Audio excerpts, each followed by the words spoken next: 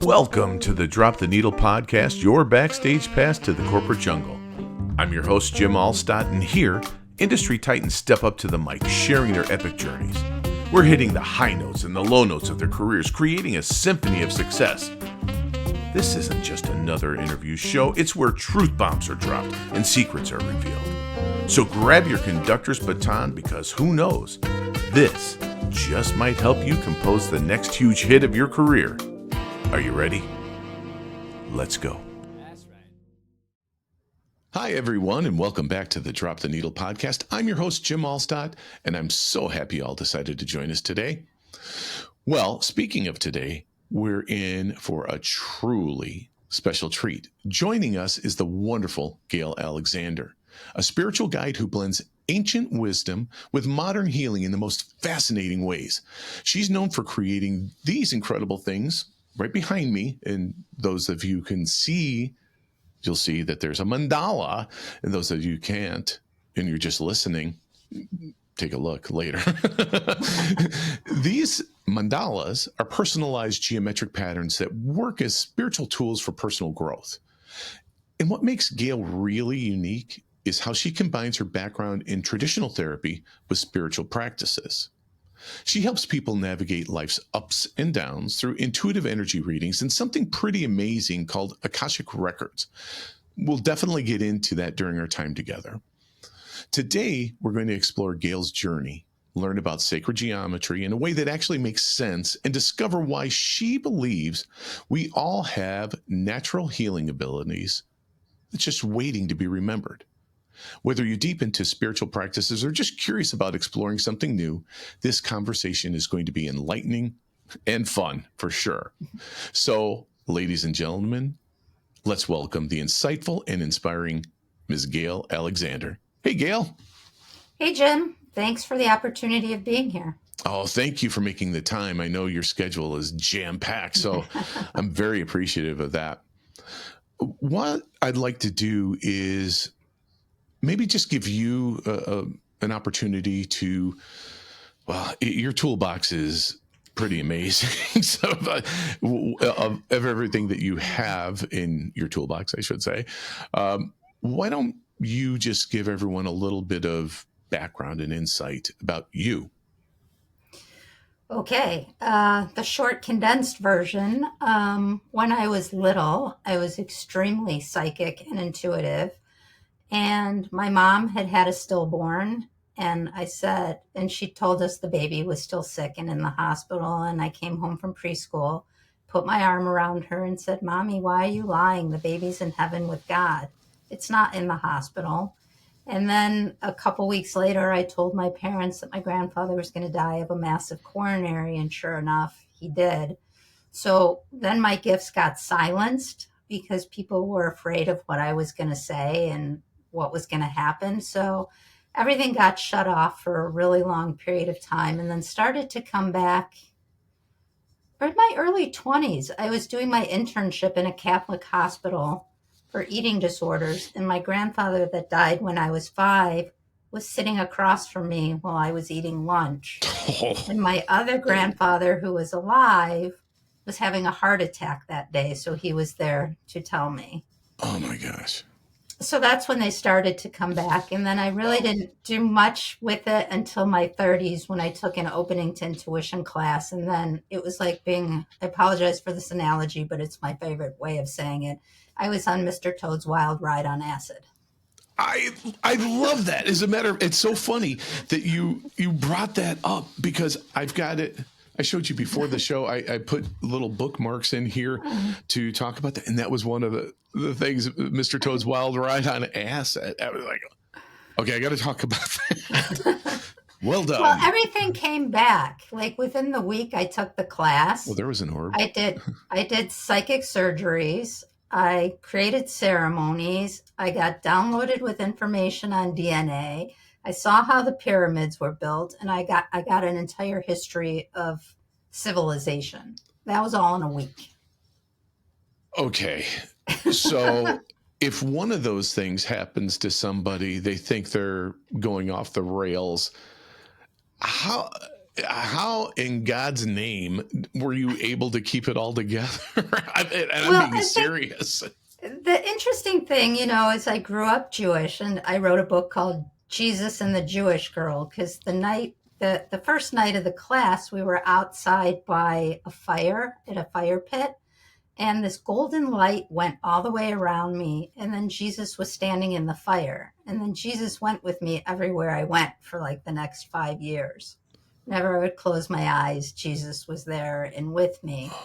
But the interesting thing is, being a therapist, it sounds so weird to say this, is I knew I was having a psychotic break and living in two worlds. Oh my goodness. And so I knew how to deal with it. I knew Wow. who I could talk to, who I couldn't talk to. Like, if I had told anyone who I was working with, they would have locked me up in the hospital I was working at. Oh, man. So I had a support system that I was able to talk to about it. And then I had a teacher who just kept pushing me and pushing me and pushing me, because she wanted to see what else I could do. So that's why I say it was Mr. Toad's Wild Ride on acid. Yeah, I think that might be an understatement, to be honest. For any of you that have ever done acid out there, yeah, that's. I can't tell you how many times I'm just getting the flush with chills, like whap, whap, whap, just keeps hitting me.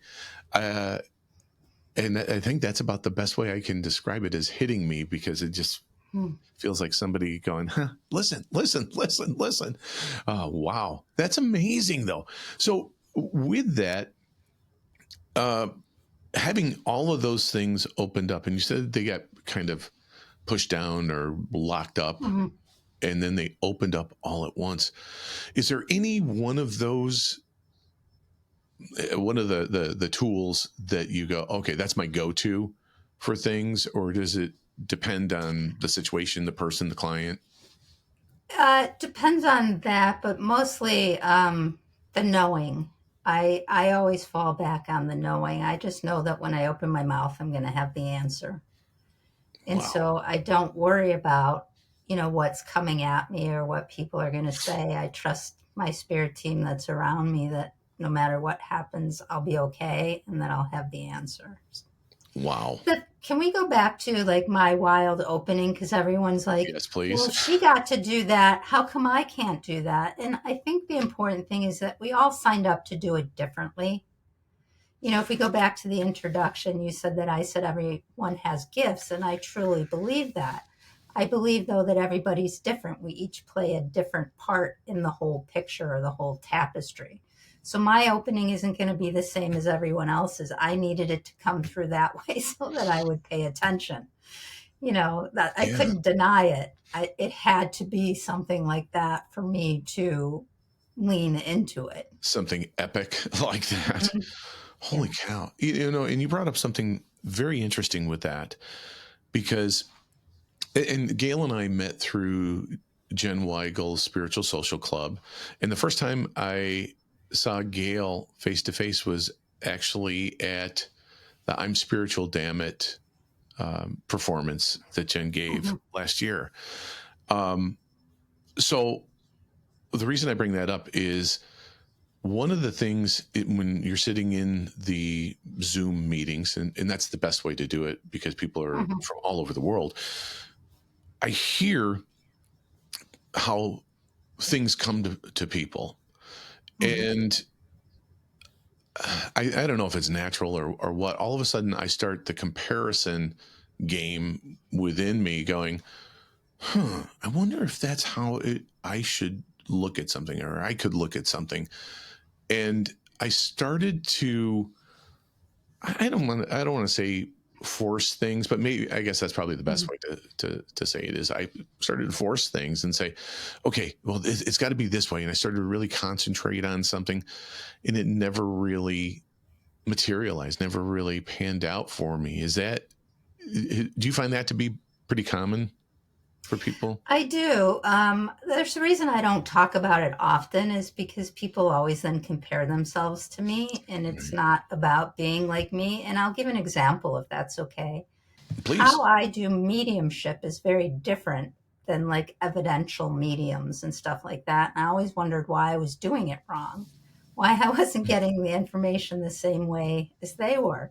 Like if someone asks me a question about someone who's crossed over, I can just answer it, as opposed to, this is what I'm getting, who in the audience has this, So I've just always done it differently. And I thought there was something wrong with me because of that. I'm like, well, why can't I do it the way that everybody else does it? And that's just not how I'm supposed to do it. And I think you actually said to me one time very recently that that's not how it's coming to you. Yours, I think you said it's just, you just know. Mm-hmm. And that's that whole intuition thing and the trusting intuition. And that's one of the questions that I had, because in here, we were talking about, and forgive me, but it was in your book. And by the way, I forgot to mention, Gail's also a wonderful author. I mean, just absolutely wonderful. Her latest book is Sharing What I Know, and that's the one I'm referencing right now. But there's at the end of each chapter, there's questions to ask yourself, which is brilliant, by the way. In the chapter about teaching, the last question in there is, when you have a gut reaction, what do you do with it? Do you talk yourself out of following it? And the answer is yes. For me, like all the time. And even though I shouldn't, I'm just should on myself there. Even though I should know better and just kind of trust that, or step back and just listen and not worry about what it is. And what is being said is just that it is being said. Mm-hmm. So I guess my question is, like, how do you stop that? What do you do to change that? I'll give an example of how I finally learned to do it and to trust it. So when I would drive home from work, for those in Chicago, I could get off at 294 or stay on 90. Mm. And I was driving home like 4:35, so I was always in rush hour. Oh, yeah. So I would always hear, get off at 294, you'll have less traffic. And I'd be looking down the highway and I'm like, I'm already on 90. It doesn't look that bad. And then I'd be sitting there for like an hour and 15 minutes. Should have done that. So about the fifth time, I'm like, fine, I will get off at 294. And I'm like, oh, this really was faster. So, once you start to listen and follow it, you get the data that you need, that it's actually correct. And then it makes it easier to continue to follow it. And that makes sense. I guess I would equate it to a habit, right? You're starting to develop that habit, and the healthy habit of listening to your intuition. That's really interesting. I always say practice it. Like if someone asks you, do you want to go out to dinner? And they're like, where do you want to go? And you know where you want to go, but you say, I don't know. Where do you want to go? So maybe it's like working with that and saying, no, I'd really like to go here this time. We can go wherever you want next time. It's about balancing it out. Right. And so that's basically the how-to, is you just have to start using it, putting it or applying it, and going with it. So I mentioned Akashic Records too, and pardon me if I'm jumping around. That's the ADHD. Welcome to my world. Oh my gosh. You talk about shiny object with all those orbs that fly around with you. I'd be lost. How many times a day I'd be in the middle of a conversation and go, and just start staring. Oh, look at that. That's interesting. Does that, okay, I'll take a break in that question about the Akashic Records. Does that happen frequently? Because the orbs? Yes. It depends what I'm talking about. To me, the orbs are just energy that I might be channeling and bringing forward. And I've asked them to show up because I think it's important that people start to see that it exists and that it happens. And so when I'm doing readings and stuff, people aren't even looking at me. They're just watching all around me to see what's happening. Wow. So I'm Well, like, I'm over here. Can you like listen eyes to up here, me? eyes over here. That's funny. Yeah, I'm kind of mesmerized because a couple of times you've gone, oh, there's an orb. And this is prior to our starting Yeah. the recording. And I'm like, I got to start watching that because I'm looking at something else, trying to make sure that all the levels are set Uh, and everything. And like going, oh man, I missed it again. But I have seen them. And as a matter of fact, I uh, just saw one recently. Um, so with the, I'll go back to the Akashic record because I had something, a question within a okay. question. Um, what can you explain what Akashic records are for people? Sure. So the briefest explanation is the Akashic Records are our books of life, everything that's happened in the past and past lifetimes, and everything that could potentially happen in the future. One of the things when you're doing an Akashic Record reading is they won't interfere with free will. So, like if you ask a question, should I take this job or this job? They won't answer that because that's interfering in our free will. They might give explanation about the two jobs or things like that. But when people have asked me questions like that, they'll always answer with, do which one that brings you the most joy. Don't make a decision based on obligation, which most of us have a tendency to do. Sure. Do the one that brings you joy and makes you happy. The money will come. Wow. I guess those are words to live by. I Mhm. suppose. What? Yeah. What's the old adage? If you do something you love, you'll never work a day in your life. I think Mhm. there's something like that. That makes sense. So, Go one ahead. of the other things with Akashic Records, though, too, is sometimes people have had past lives where there's been significant things that have happened. And Brian Weiss writes about that. The Yes. psychiatrist, is when he's regressed people to like the in between lifetimes, which is funny. I sent you a mandala to post for this, and I actually sent you the one space in between. And I hadn't thought about that right till right now, but Really. is because it still impacts like people who have phobias.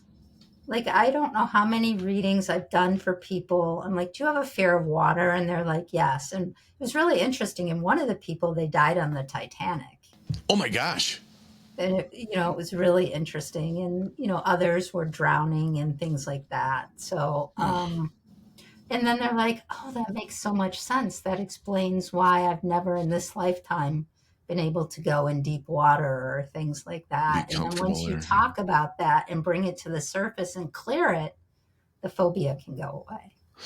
That's really interesting.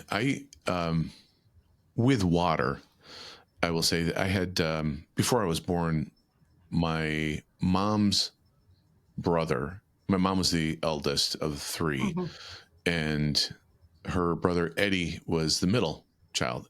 And Eddie died shortly after graduation. He was going to go to seminary school, and this is one of those things that when my grandparents were away, my dad had to identify the body and all of that awful, Hmm. rigmarole.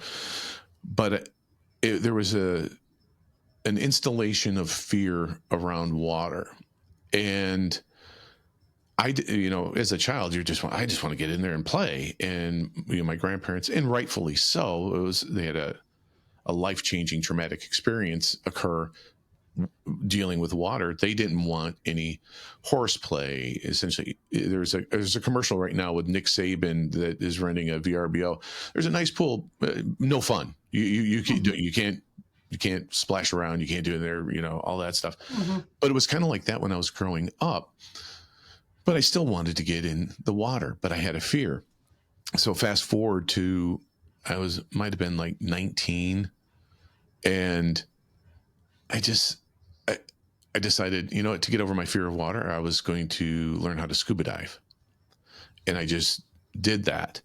Um, I think that would have been a less expensive way to clear the trauma was to do Well, to see you.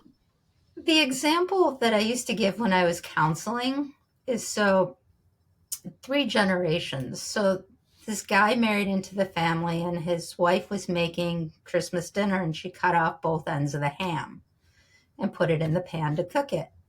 And he's like, why are you doing that? She's like, well, my mom always did that. So he goes to his mother-in-law and says, why did you cut off both ends of the ham? And she's like, because my mom always did that. So he goes to the grandmother and says, why did you do that? She's like, because the ham didn't fit in the pan. Ha ha. So we really have to start to look at what are our beliefs and what are our family beliefs. That's why a lot of people have back pain, is because they have family of origin issues that are blocking where they need to go, because they're still trying to be true to what they grew up with versus who they really are. That's my deep thought for the day. I'm going to tell you something right now.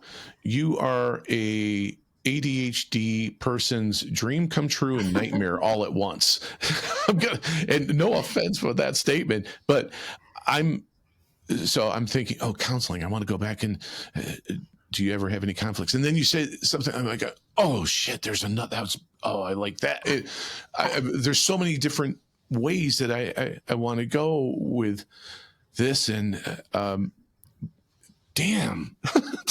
We're just going to go where we need to go. It's all being guided for us. So. And I appreciate that. And so this makes a dream come true with that in mind.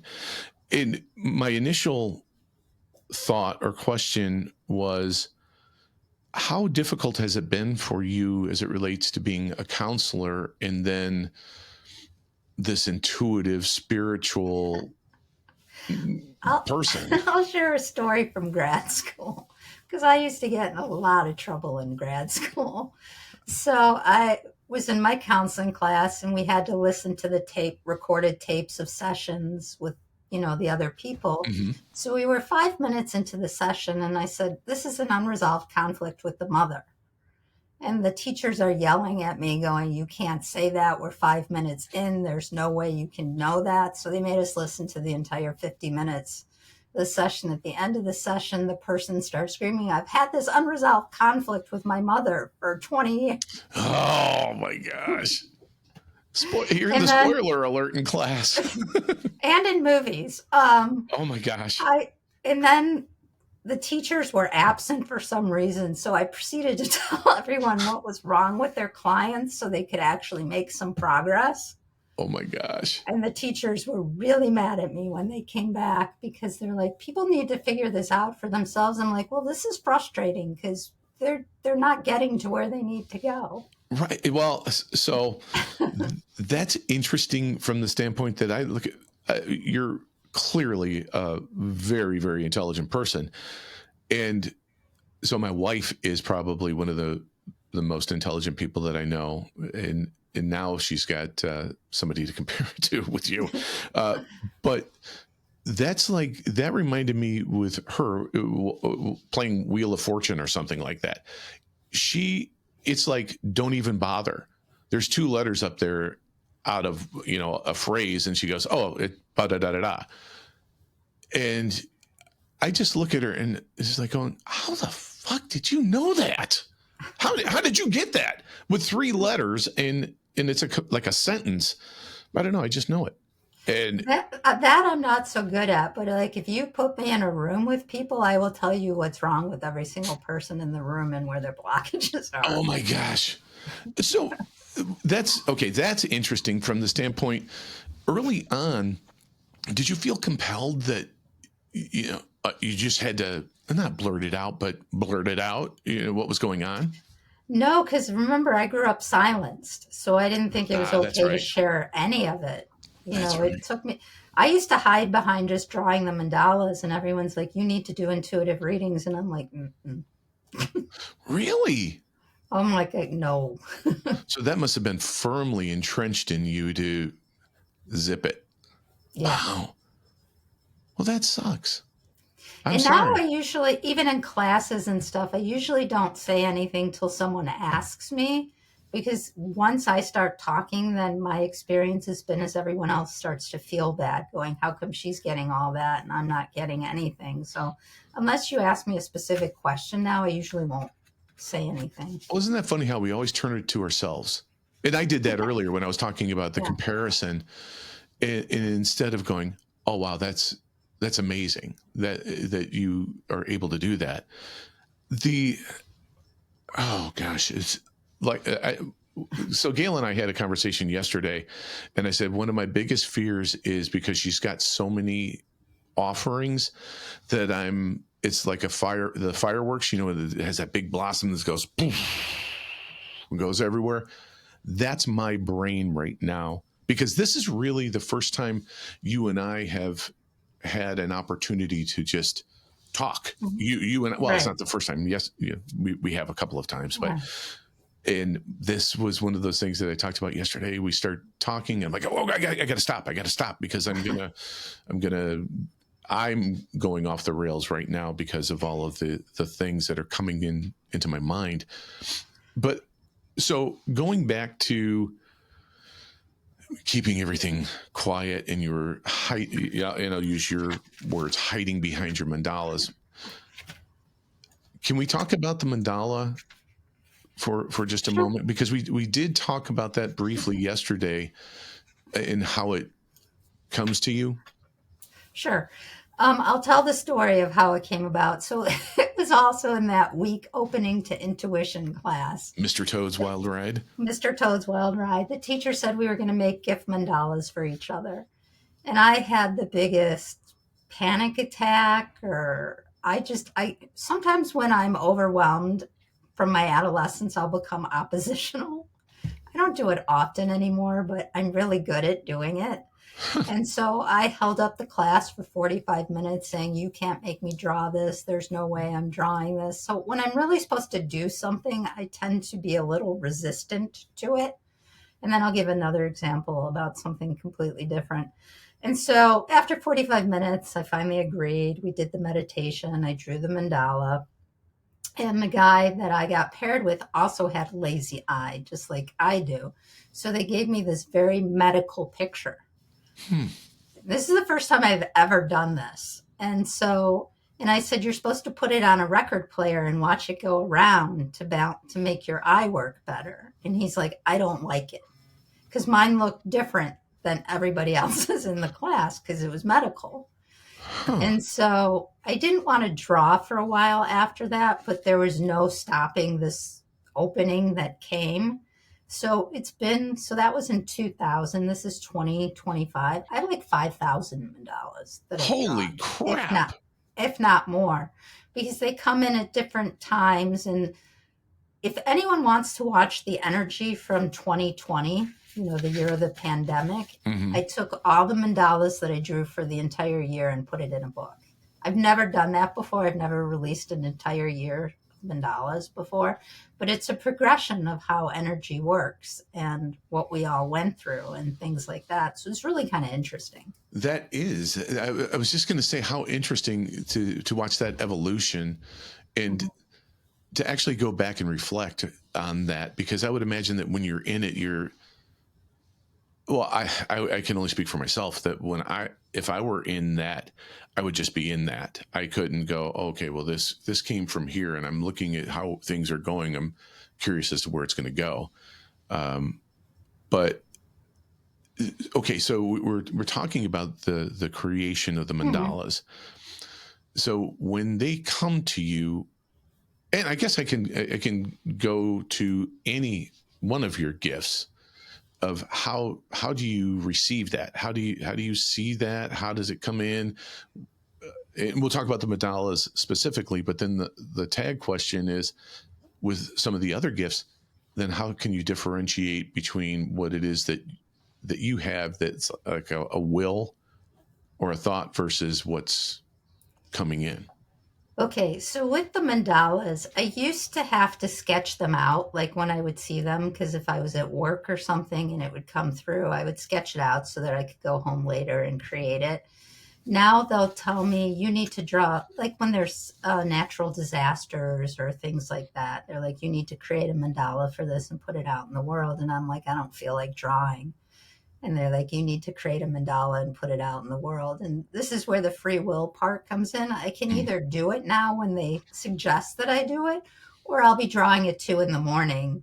Pay me one now, way or pay me another, later. it's coming through. So, I've just gotten better about doing it when they say, unless I'm really tired or something. And I'm like, can we please do it tomorrow? I don't have the energy to sit and do that right now.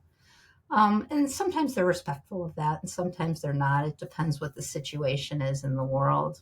But if I could talk about something that's really hard to talk about, and there's two things that they want me to talk about. They want me to talk about 9/11 because I think a lot of people got psychic hits around 9/11, and I was thinking about it, and I was trying painting at the time. I was not very successful at painting, but I tried it. And the week before 9/11 happened, I was driving home, and there was a pink cloud that followed me all the way home while I was driving. And I didn't think anything about it, and so I painted it. So there's this huge pink cloud in the middle, and then there's lightning bolts on the top of the pink cloud, and then there was water under the pink cloud. And I didn't think anything about it till like 6 months afterwards. I'm like, I painted the explosion before it happened. Oh my God. Oh my God. And I was working in the hospital on that day, and I was seeing everything that was happening, even though I had no access to TV because I was trying to counsel people and keep them calm during the crisis. But, it's about accepting who you are and then being that authentically in the world. I mean, I didn't talk about any of the psychic stuff, but I helped people calm down that day and, helped and came home and I think drew some pictures that day. But, it's just about accepting your gifts. I think one of the things we do is we fight against them because they don't make sense to us. Sure. Or we don't fully understand it. And these are things we're never going to understand because our human brain can't wrap itself around it. Right. Well, I mean, I'm having a hard time right now as well because there's just so much going on. I'm starting to get dizzy. Welcome to my exhausting world all the time. And everyone's like, why aren't you grounded? I'm like, well, would you want to get downloads 24 hours a day? I mean, there's a reason I don't ground constantly. It's because when I ground, I connect to everything that's going to happen on the earth and I can feel it before it happens. I don't always want to know. No, I was just going to say, I don't know how you could want that because it's just so much. It's like the Marvel movie with the Infinity Stones. You get them all going at one time. We'll talk about the music in just a moment. Not the musical questions, but sure. In your book, you make references to music. Oh yes, my spirit team loves to give me usually choruses of songs. For the longest time, they made me listen to This Little Light of Mine. I'm gonna let it shine. That's awesome. As I was starting to come up, everything opening up, they made me listen to that over and over and over. Oh my gosh. Again. Because the truth of the matter is we're all a lighthouse. It depends how much light we want to shine or if we're going to put it inward and dim our light. Put the shade on or take it off. With your gifts, has there ever been a time where you just I can't share that. I cannot do that.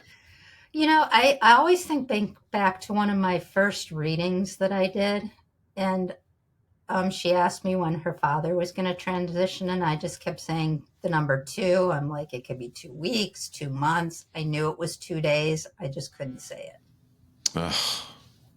I see. Now I do, but at the time I'm like, I can't say that he's going to die in 2 days. That's so okay.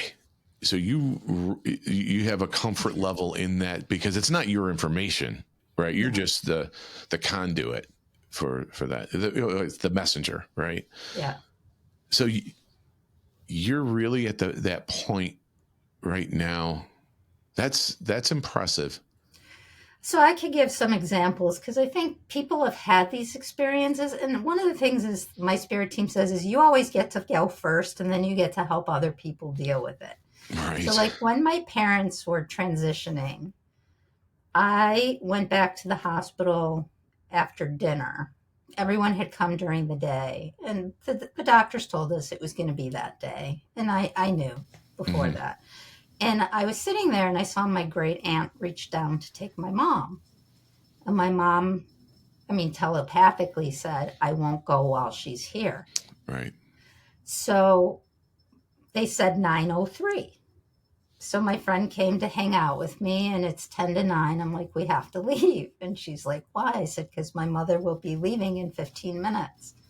She's like, you don't know that. And I'm like, Yes, yes, I I do. And if do. I'm here, she won't leave. So I went home, and I really wanted to run back up. I stood in the parking lot for the longest time.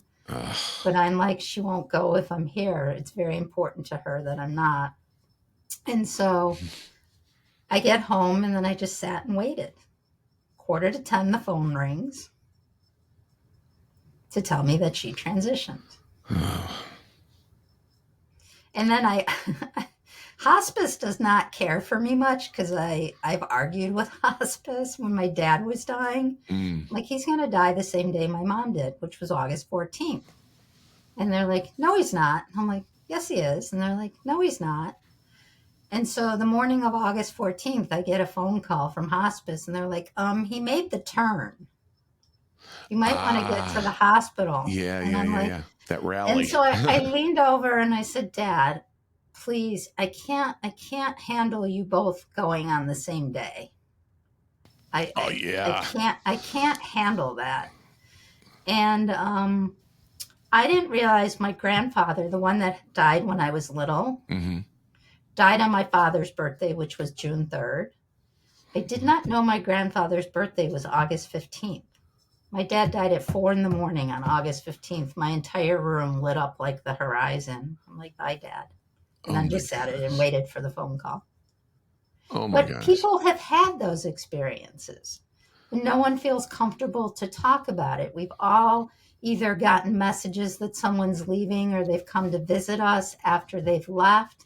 And I think it's really important that we start to talk about this stuff, because it's happening and we all know. But no one feels okay about having the conversation. Okay, so yesterday when we were talking, we talked a little bit about this, and I said, no, stop, because I want to talk more about it. When we met at Jen's I'm Spiritual, Damn It, we were having a conversation about signs from our loved ones that have passed.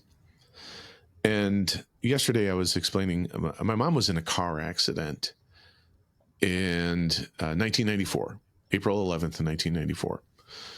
And she had called me. I was working. I worked at that time for a place called The Bedroom, which was water beds and regular beds. And I was slam busy because a guy that would normally bail early on me bailed even earlier than he normally would. And the phone rang, and I said, that's my mom. And I walked over. Hello, good evening, The Bedroom. This is Jim. How may I help you? Hi. And it was, oh, hi, Mom. And I said it so the people could hear. I knew it was going to be her. And she said, sounds like you're busy. I said, I am slam busy. And she said, that's okay. I just wanted to call and say I love you, and I'll see you later. Okay, love you too. See you later. Last I heard from my mom. I think she called me from the side of the road after the accident. So fast forward, I get a call from the hospital, and they say, hey, your mom's been in an accident. Take your time, but we need you to come here. And I went, oh, shit, she's dead. I knew she was dead. It wasn't like there was a script or anything that I was aware of. My mom was in healthcare, and I don't know that we ever discussed that. How do you approach a person's family that had just passed to make sure that they're not an emotional wreck and getting a wreck on the way to the hospital. So I get there. Couldn't identify my mom's body because my mom was one of my closest friends too. I get mama's boy, I guess. So that evening we get home, or I get home. I say we. I get home, And I was in my apartment just laying in bed, and there was a light in the living room and throughout the hallway, very bright light. And I just said, I can't see you, Mom. I can't do this. Light goes away. Boom. So the reason I mentioned that, because we started to have a conversation at the play, and I never got to ask you that question. Was that my mom? Yes. And And you knew, and I you knew weren't. And the way that I explain it, and the reason people go to mediums and why mediums, because if our loved ones really came in whenever they could, which they can, we can't handle them leaving again. Yeah. Yeah. So, like, it's funny when I was driving to the cemetery at my mom's funeral, and I always said this to my mother before she died because I had to explain death and how it worked and things like that because she was terrified. And I said, "Don't worry, Mom, you're going to talk to me more now than you did when you were human." And she did. I mean, she was constantly around for a really long time, and so. But I'll explain a really freaky thing that happened. So my dad was not the best father in the world. Great guy, helped a lot of other people, but his own family, not so much. Okay. And so he was in the hospital. He was like oxygen depleted. And I said to the hospital, you're going to have to restrain him. And they're like, no, he's not, because he kept trying to pull out the tubes and stuff. So restrained, and they, gave him medication to calm him down. And he kept trying to call my brother and I all day. Is there an orb that just flew by? Yeah, and it's sticking around there a little bit. So they're saying, get me out of here. They're trying to kill me. And so at 11 o'clock, the phone rang again. Actually, it was at 11:11. The phone rang again. And I didn't answer it. I let it go to voicemail. And it was my dad apologizing for everything. And I'm like, that wasn't really my dad. That was a gift from my spirit team to me so that I would be able to handle when he left and not have any regret. Because if he was drugged out of his mind and sedated and restrained, there's no way he could have called me. Right. let's highlight the and restrained. Well, I'm sure they unrestrained him, and he had a nurse dial the number or something, but that was a complete message from spirit, because it sounded, it was my dad's voice, but it's nothing how he ever talked to me my entire life. That's interesting. Freaky, yes. Interesting, yes. So I have all those kinds of interesting experiences happen to me. My gosh. So hospice, one of my guests was on the most recent released podcast, Martha Mary is her name. She worked in hospice for a number of years, and I have a great deal of respect and admiration for those folks.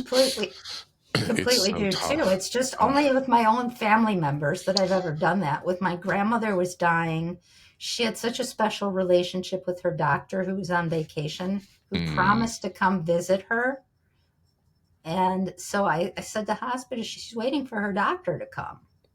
And they're like, no. I'm like, I'm telling you, that's what she's waiting for. They leaned over and they said, your doctor just called. He's sorry he can't come. She died an hour and a half later. Oh my goodness. Isn't that something? So, so my dad, before my father being in I had hospice, no idea we were going to be spending most of our time talking about transitioning. Oh my gosh. And I'm sorry. We'll get to other things. And I say it's all that, good. but honestly, I'm really not sorry. We talked about this, the NDEs and then the transitioning into past lives are very, very interesting to me. So my grandmother was my mom's mom, had liver cancer and was in home hospice. She didn't go to one of the facilities, but she was in her house, and she was given morphine for the pain because it's extremely painful for her. And it tasted so bad. She's like, oh, I can't take that. So I'd smash up the old Starlight mints and give it to her. I was there for her last breath. And I this is going to sound morbid, weird, or whatever, but I've had the honor of doing that a few different times for people that are important in my life. Mm-hmm. And so when my mom died, I didn't get that, right? I didn't get that closure and to say goodbye. I did with my grandmother, which was a gift. And I thanked her for that. And I also told her, it's okay. Everybody, it's okay. You can go. And she did shortly thereafter. And I did thank her because that was a gift, because she meant so much to me to be able to say goodbye to her. So my dad in 2019, he had a stroke earlier. It was either 2018, 2019. He had a stroke shortly after New Year's, never fully recovered, went into hospice. And that was the time when he went from assisted living, we transferred him over into the hospice facility because they wanted to wait until it made sense to do it. Because that's not your comfort zone. It's not your familiar surroundings. You're basically in a hospital bed. And I was there, and he started to have conversations, like full-on conversations with his eyes closed. Yes, I took care of that. I made sure to take care of him. Everything is fine. And he'll be fine. Yes, I did that. So there are going to be some people that say that's brain chemistry or the electrical flashes that are going on, and I don't think that that's what's happening. I think, and I learned this really in the beginning, is it's not my job to convince anyone of anything. Yeah, good It's point. just Yeah. my job this is what I believe, this is what I saw, this is how it happened for me. What you choose to do with that is completely up to you. Because I think so many times you get readings with people and they're like, this is what I'm getting. And they try and make sense of it in their own way. And when I do readings, I'm like, this is the image they just showed me. What does it mean to you? Because I could try and interpret it, but I'm not going to interpret what it means for you. So I guess that's a little bit different. I get out of the way and I just say, this is what's happening. This is what's coming through. What does this all mean for you? As opposed to, I'm seeing a kite. In my world, a kite means blah, blah, blah, blah, blah. So I don't do that in readings. So that's interesting, because you're right. It's I've had a few, and I've been fortunate to have a few very good reading sessions, what have you. And what's interesting is my wife does not believe in this, and that's fine. That's totally fine, because it's not my job to convince her. And we talked about that briefly. But what's I say, the examples that are given are too specific to be coincidence. And that's the only way that I can say it, because one of my friends lives on Long Island, and she's a medium, and she wanted to do a reading. We were in Costa Rica last December for a retreat, and she said, when I get back home, I want to do a reading for you. I'm supposed to do a reading. I was like, yeah, sure. So she started to tell me things, and she said, before she started, these are going to be things that I am going to talk about that only you and the other people will know. I said, okay, great. And she said, okay, I'm being shown your room as a child, and you have your bed, a desk, stereo, you have sports trophies on the wall. And she said, your comforter is a blue, green, and black plaid comforter. And I said, what? Blue, green, and black comforter? And I just said, fuck you. she started laughing. We're, friends and can have that Mm. fun, relationship. And she said, "Why did you say that?" And I said, "Because that was dead on. You were dead on." And so my wife goes, I told her about the reading. She says, "You Mhm. don't believe that stuff, do you?" And I was like, I would say for the longest time I had a healthy skepticism about it, Mhm. because there are charlatans out there, right? Mhm. There are people that want to take advantage of people, and but this is somebody that wasn't taking advantage of me. And I said, "Yes." And she goes, "Yeah, but why? Why?" And I told her. She said, "Yeah, but she knows you were an athlete. She knows you went to school for music. So she's just putting all those pieces of the puzzle together." I said, "Yeah, but she didn't know I had a blue, green, and black plaid comforter." "Well, that time was probably the most." I said, "Stop." Just stop. And it was me that stopped. I was like, "Yeah, no, I got to stop that, because there's nothing I'm going to come up with that's going to persuade her or Mhm. convince her." Um, so And maybe she plays that role in your life for you to figure out why it's important for you to continue to go down the path. you know what? So yesterday you gave me a great gift, because I hadn't been sleeping for days, Mhm. and having a real rough go of it. And I I did last night, so thank you again.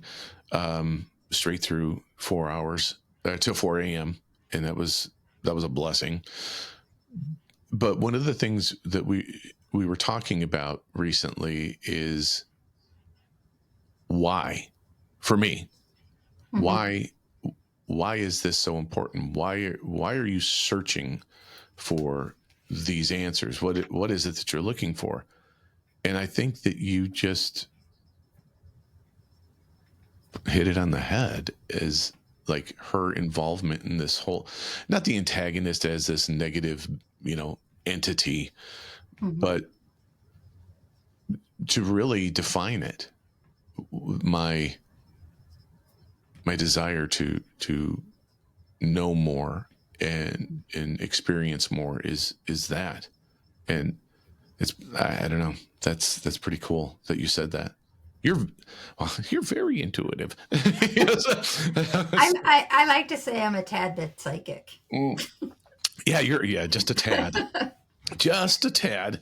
Um, is there anything that is coming to you that you're like, yeah, we should probably talk about this, or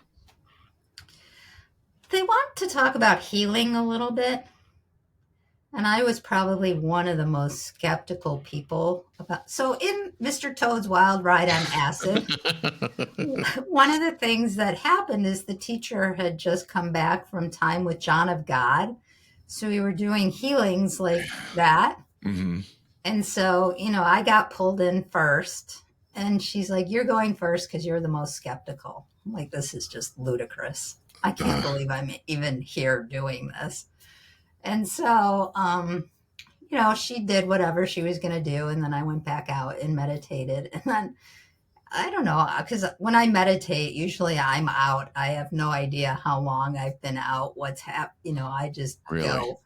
So I feel a tap on my shoulder again. And she's like, "You need to come in and heal the assistant."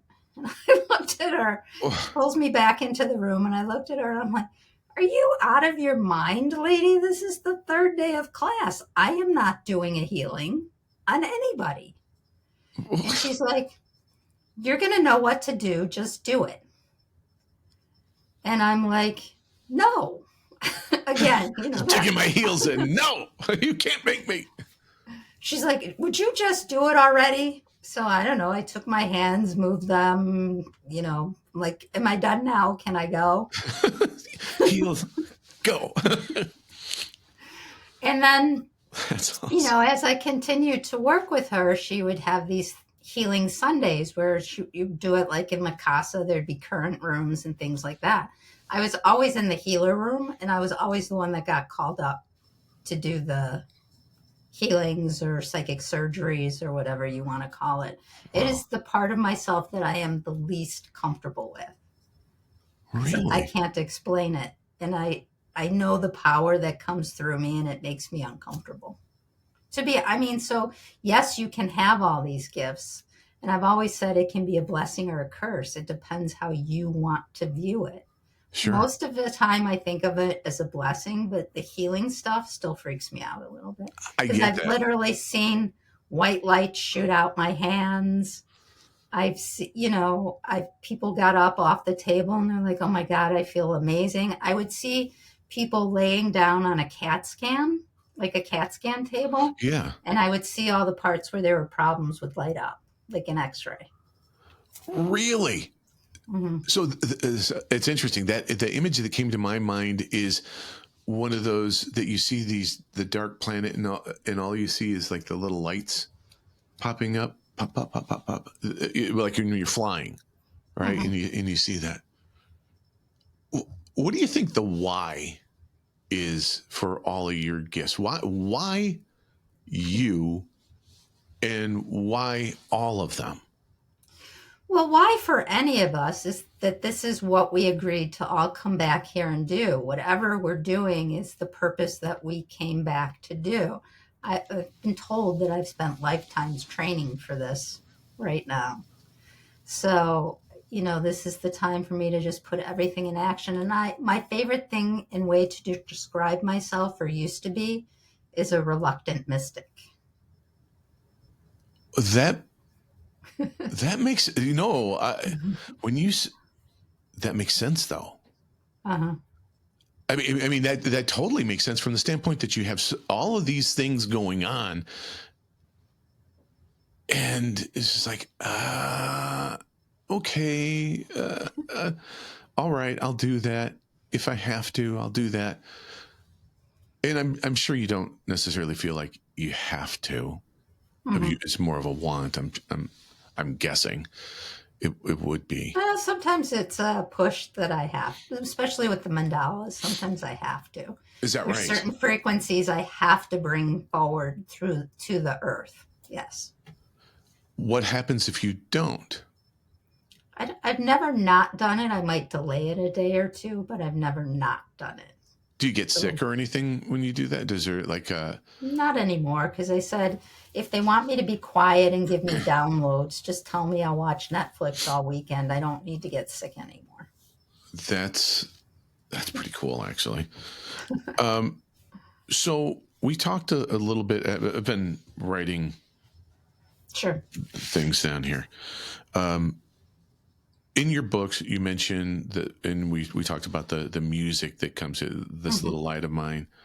Um, what's that about?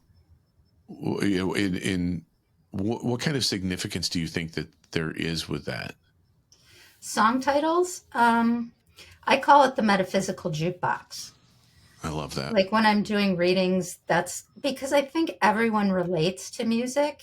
And I Hmm. think it's really easy to have someone go listen to the song or look up the lyrics and see what that means for them. So I think that's why they do it. It's a very easy way to give information. Like Spirit from the Other Side, one of the easiest things is to manipulate car radios and things like that. So sometimes, like when I want to have fun, because I have a ton of music on my cell phone, I'll ask a question of the universe and hit shuffle and see what they play. Get out of here. Yeah, That I is do it all the so. time. That is cool. I like that. It's I really really do. fun. Yeah. So it's interesting. A few weeks ago, I had this series of mornings that I would wake up and I'd have there be a song going through my head, and I asked Jen about that, and she's like, "Write it down. Write Mhm. down what songs are coming up." And I had like Folsom Prism Blues one morning, and every little thing she does is magic by the Police, and there was just that a series of those, and I wrote them down. I have Mhm. them in a notebook, but I didn't go back and say, what was that about? Why? What was I supposed to glean from those I would look up things? the lyrics. That's a good idea, a good place to start. I could answer your question as to why those Yeah, songs, why don't but you? I'll do Can that you? off the. Oh, okay, Oh, okay, that's fine. I don't. Yeah, it's That's kind fine. of No, personal, no, so no, no, I no. don't. That's totally cool. I, I was on a trip in Asheville, North Carolina, not that long ago, and was with a group of friends, and one of my friends was talking about burnout in like work-life balance, not necessarily having that, and just just what I mean, just getting burned out, and so we were walking into this brewery, and I was thinking, boy, it'd be nice to have something to talk about that, or address that situation. And we walk in, and I don't know if you're familiar with Billy Joel songs at all, but Mhm. there's a song called Vienna, and the lyrics are, "Slow down, you crazy child. You're so ambitious for a juvenile. But then, if you're so smart, tell me why are you still so afraid? Slow down, what you're hurry about. You better cool it off before you burn it out." And so I walk up.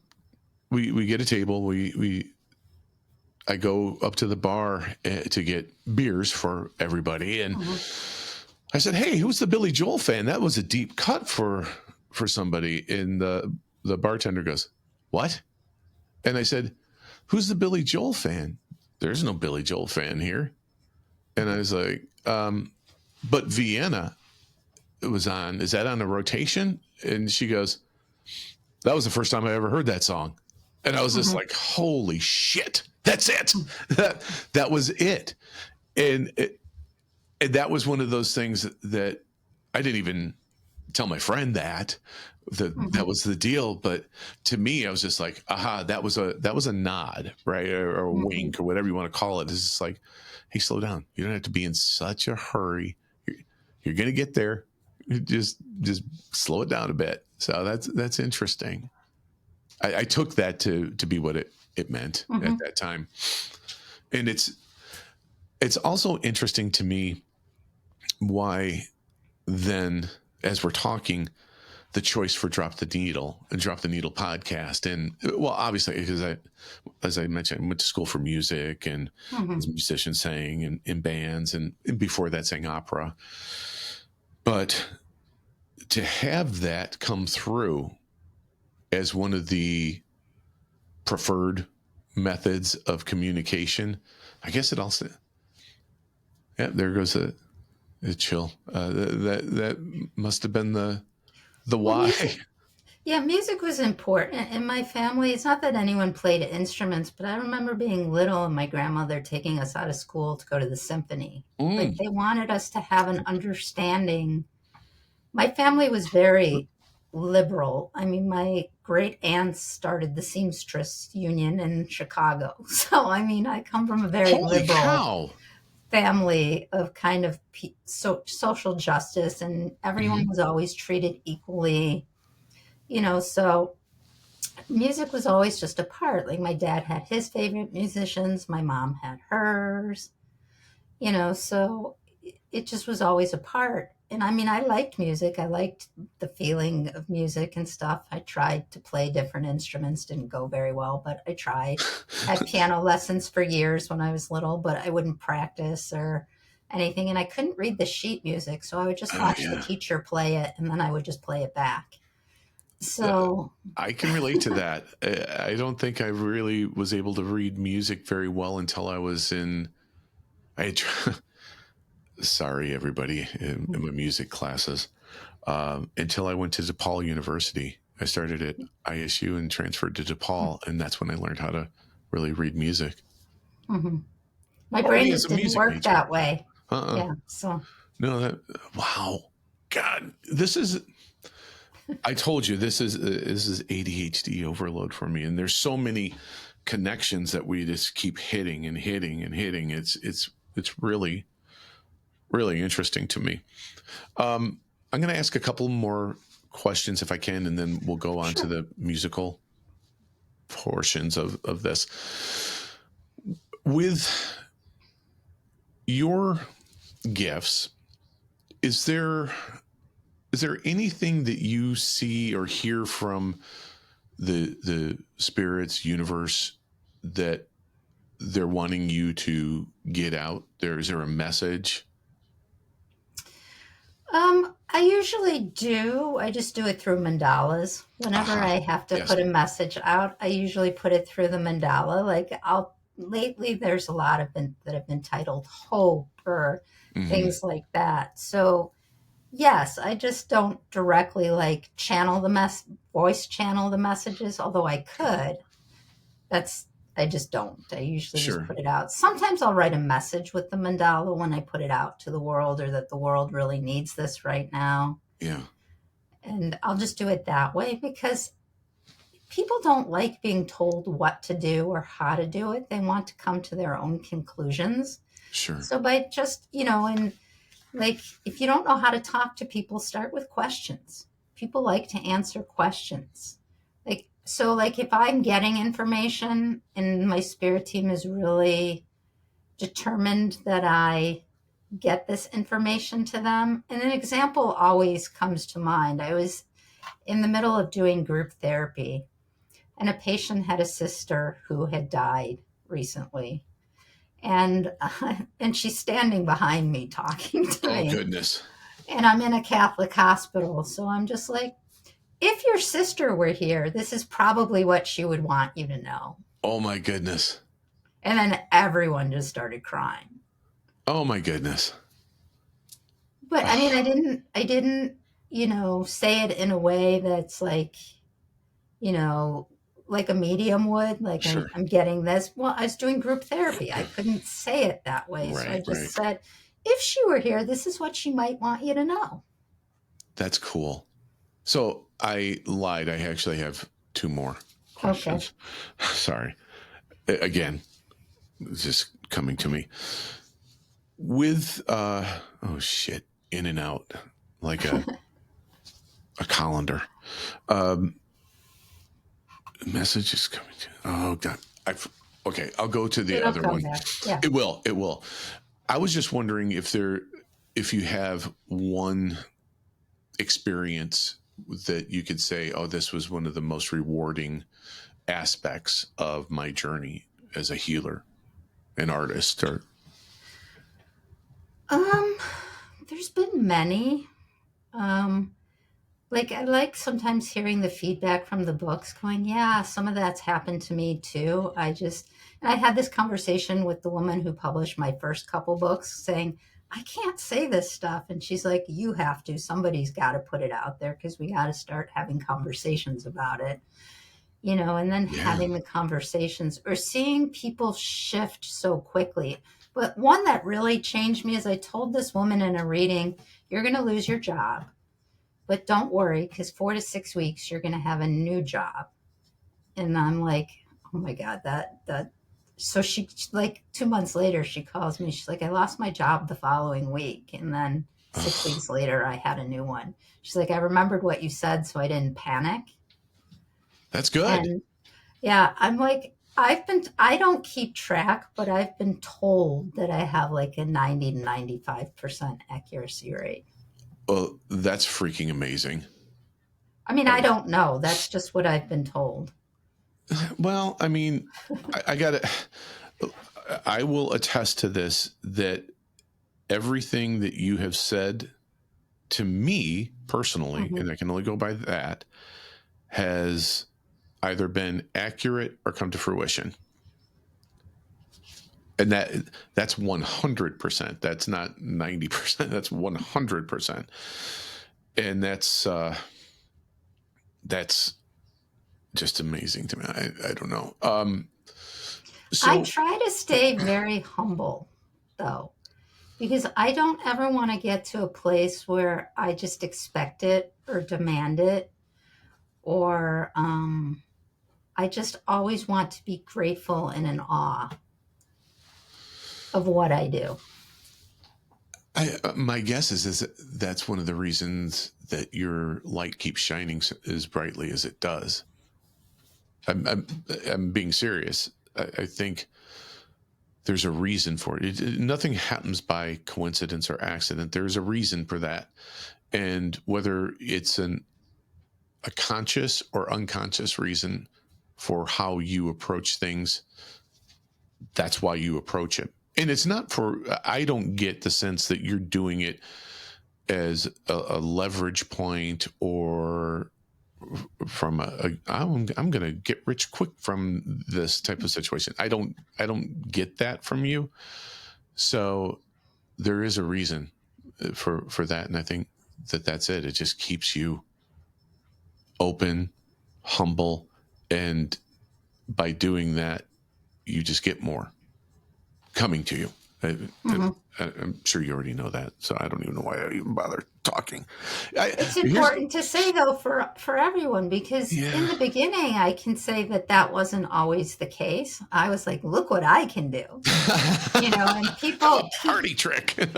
And people, well, that's what it felt like for a really long time, that I was just a party trick. And like, I'd walk into a room and I'm like, is my head supposed to turn around in circles? Like, everyone would stare at me because of like what other people I was going through the experience with were saying. It's like, everyone put me on this pedestal. It's not where I want to be. I chose to walk amongst humanity this time. I used to doubt my abilities. I used to compare myself with everyone. And at some point, you have to realize that you're just you. And you can only be you. Everybody else is taken. Well, yeah. Everybody else is busy being them. You had mentioned a type of mediumship earlier. Was it evidentiary? Yeah. What is that? Well, that's where people's like, when you're doing a group reading, this is what's coming through. I'm getting a bracelet, or I'm getting a watch, or I'm getting, it's evidence. Okay. So that people go, that's me. And then when you're in a group reading, everyone will raise their hand and go, and then the medium narrows it down by continuing to bring forth pieces of the information. Mm-hmm. But I'm always in the Akashic Records, I've been told. Like, I don't specifically have to go up in them. I just apparently live in them.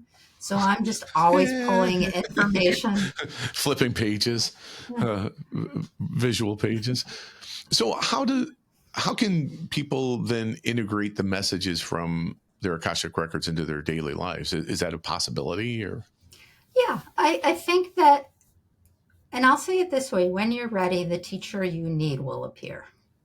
Whoever that is, because there are so many people in the world who have gifts and abilities, and different people have different frequencies and different energy. I don't resonate for everyone, and so you will find the person that you're meant to work with.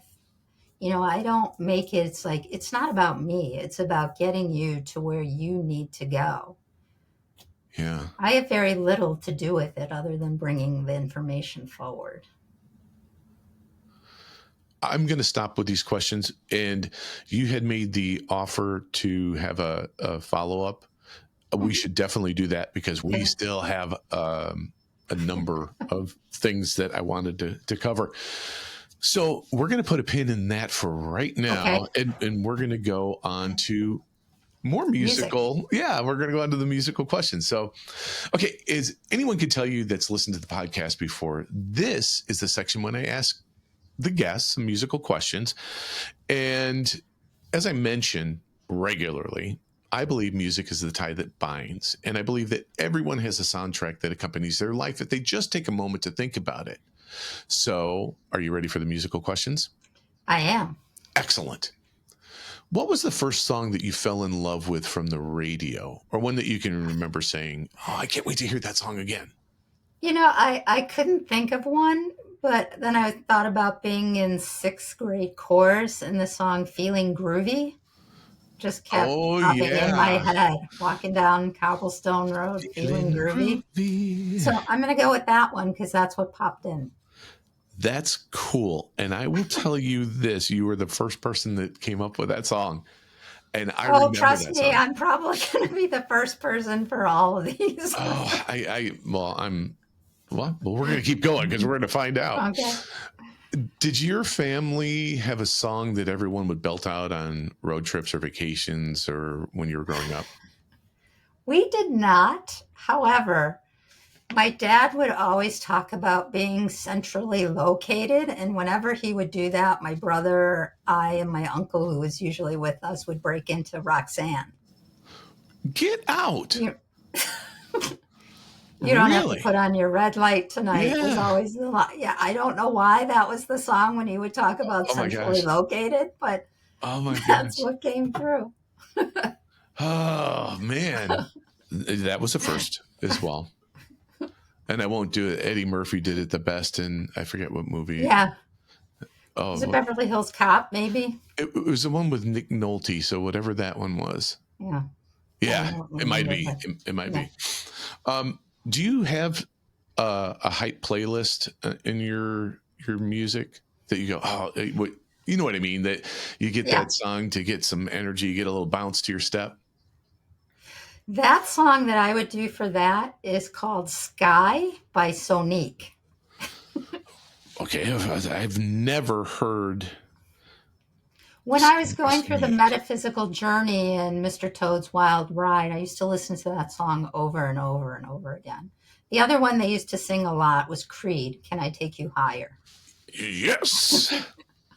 Yeah. Yes, you can. That's Apparently, that is the answer. Yes, they could, but yes, yeah. I love that. I love that. Well, I have to say, I am admittedly a Creed fan. I like those guys. Scott Yeah. Stapp. Cool. So, Cool voice. yeah, absolutely, absolutely. What if you can think about this? I'm gonna go back to when you were in high school age. Was there a favorite song that you would just belt out in that time frame? Now I'm still pretty quiet and withdrawn, and ooh, big orb just flew I by. saw that. That was when I was shutting all my gifts off. So I was pretty introverted and just withdrawn from the world at that time. I wasn't listening to a lot of music. That is interesting to me to hear that. That almost like that shutdown of anything like Mhm. that. That's very interesting. Okay, so then this will be a difficult question to perhaps answer, since we don't really have that. Well, maybe when you were in high school, I know you didn't have necessarily that Oh, there was history. one song when I was like in eighth grade high school. Okay, I'll take that. These all have a theme. It was You Light Up My Life. There, it was always about all the songs had something to do with light, had something to do with feeling better. You know, I was thinking about all these songs that I picked. They have Yeah. to do with the world. They have to do, and I mean, I didn't think about that before I sat down, but it's like even with music, they were trying to get me to do things. And You Light Up My Life. That's a first. I'm, I'm telling you. And I you told you they'll all be light up first. my life. You give me hope to carry on. Yeah. Yeah. Oh my gosh. I gave myself the chills with that. I don't know why. I can't wait till we get to the rest of the questions because Oh they're my really fun. I absolutely love this. So, how about in college? What kind of music did you listen to when you were in college? 80s. I was in college in the 80s. Excellent, excellent. Do you Duran remember? Oh Duran yes, and yes. Hungry like the Wolf or something. uh-huh. Oh yeah. Oh, Yaz. Yaz. Yes. Upstairs. Was it upstairs at Eric's? Up. Uh-huh. Is it And only when we you? get to my favorite song, it all ties back to that. So Okay. Okay. Um. So, do you have a guilty pleasure song right now?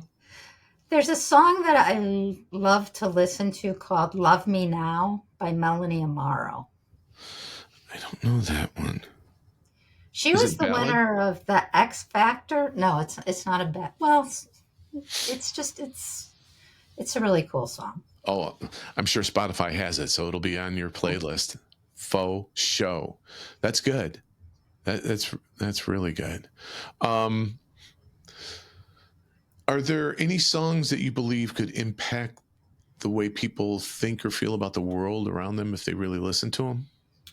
I'm sure this one has been said before, but what the world needs now No, it has not. is Love, Sweet Love by Jackie DeShannon. I like that version. What the world needs now is love, sweet love. Because really, that will solve so many of the problems going on in the world Amen. right now. I told you my spirit team even took this seriously, thinking about like what music I listen to and how it impacts me and impacts No, you how I didn't. am in the world. I love that, though. I love that. And that's one of those things I wanted to get to that we did in the spirit team. But that's okay. Because we're going to get a chance to do it again. Yeah. So there are songs that ring so true that they can stop you in your tracks, and the lyrics of the sound like they were either written by you or for you. What's the song for you? So the one that popped in is a newer one called Runes by Ashley Park from Emily in Paris. Ashley, you are knocking it out of the park. Ashley Park. It's a very powerful song. It's about moving forward and getting over something. I bet. I can't wait to hear that. Seriously, I'm looking forward to that. Are there any other songs that we should mention? The other ones that they told me to mention were Wild World by Cat Stevens. Oh! And Wow. One Day by Matis Yahoo. I love that song. Oh my gosh. Wow. But my favorite song, if I could tie it all back together. So going back to my 80s roots and Yaz, the lead singer from Yaz, Alison Moyer, released a solo album, and there's a song on there called Find Me, where it talks about sometimes you just have to throw back your head and cry. It is such a powerful song, and that song has stuck with me forever. Oh my gosh. Yeah. I want to tell you, oh my gosh, yeah. I know, I think I know that song. It's nobody's ever said it. Yeah, I love this. So I could talk, well, 80s music. I'm a child of the 80s as well. Yeah. So I can talk about that, especially when it comes to music. Older 80s songs, even crooner songs. Mm-hmm.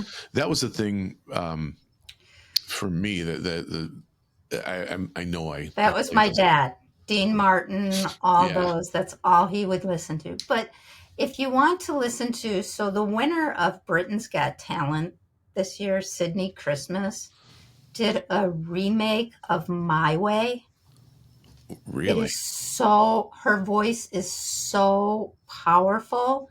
It just takes you on an emotional journey. I'm going to add that as a bonus track for your playlist, because I'm all about that, because I love when people have their own interpretations on what would be considered a classic. Oh my God. It blew me out of the water when I heard it. It's not 80s. I think it was 90s. But think about this, Tracy Chapman with Fast Cars and Luke Combs. And then the new version. Yeah. Yeah. Coming through that. And I give Luke Combs credit because he didn't change the lyrics in that. He refers to he in that, where Tracy Chapman said he as a significant other. He kept it the same.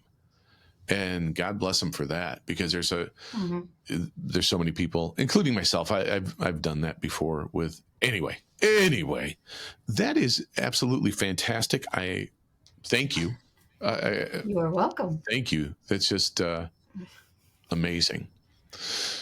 Well, it's just about time to cue the music for today's episode. But don't forget to like, comment, and subscribe to the Drop the Needle podcast to stay up to date on our latest episodes. I'd also like to take a moment to say thank you to everyone again for tuning in today, and I hope you enjoyed this episode of the Drop the Needle podcast.